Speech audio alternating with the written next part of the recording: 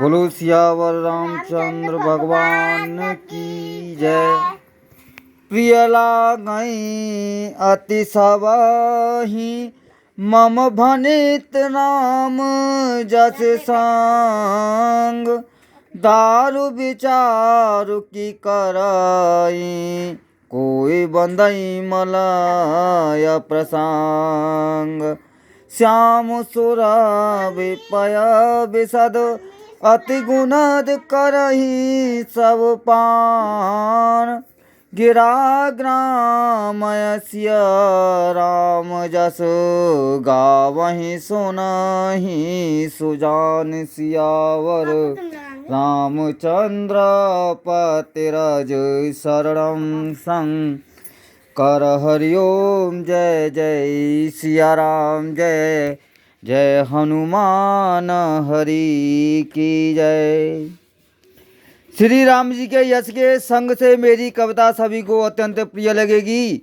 जैसे मलय पर्वत के संग से काष्ठ मात्र यानी कि चंदन बनकर वंदनीय हो जाता है, फिर क्या कोई काठ यानी कि तुच्छता का विचार करता है। श्यामा गौ काली होने पर भी उसका दूध उज्जवल और बहुत गुणकारी होता है, यही समझकर सब लोग उसे पीते हैं। इसी तरह गवार भाषा में होने पर भी श्री सीता राम जी के यश को बुद्धिमान लोग बड़े चाव से गाते और सुनते हैं। बोलो सियावर रामचंद्र भगवान की जय।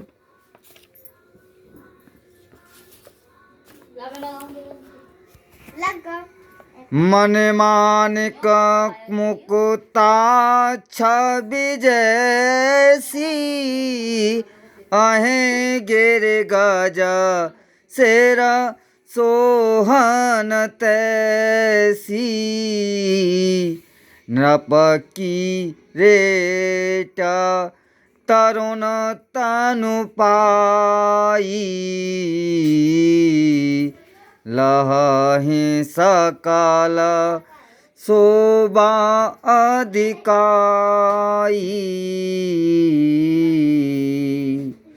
मणिमाणिक और मोती की जैसी सुंदर छवि है, वह सांप पर्वत और हाथी के मस्तक वैसी शोभा नहीं पाती। राजा के मुकुट और नवयुवती स्त्री के शरीर को पाकर ही ये सब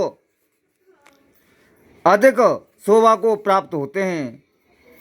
तैसा ही सो कावे कविता बोध कहाही। उपजहि अनत अनत छबिलाही। भगते हे तो वेद भवन बिहाई। सुमिरत सादर आवत धाई। इसी तरह बुद्धिमान लोग कहते हैं कि सुख कवि की कविता भी उत्पन्न और कहीं होती है और शोभा अनन्य कहीं पाती है। अर्थात कवि की वाणी से उत्पन्न हुई कविता वहाँ शोभा पाती है जहाँ उसका विचार प्रचार तथा उसमें कथित आदर्श का ग्रहण और अनुसरण होता है। कवि के स्मरण करते ही उसकी भक्ति के कारण सरस्वती जी ब्रह्मलोक को छोड़कर दौड़ी आती हैं। राम चरित सर बिनु अनहवाए। सो श्रम जाए न कोटे उपाय।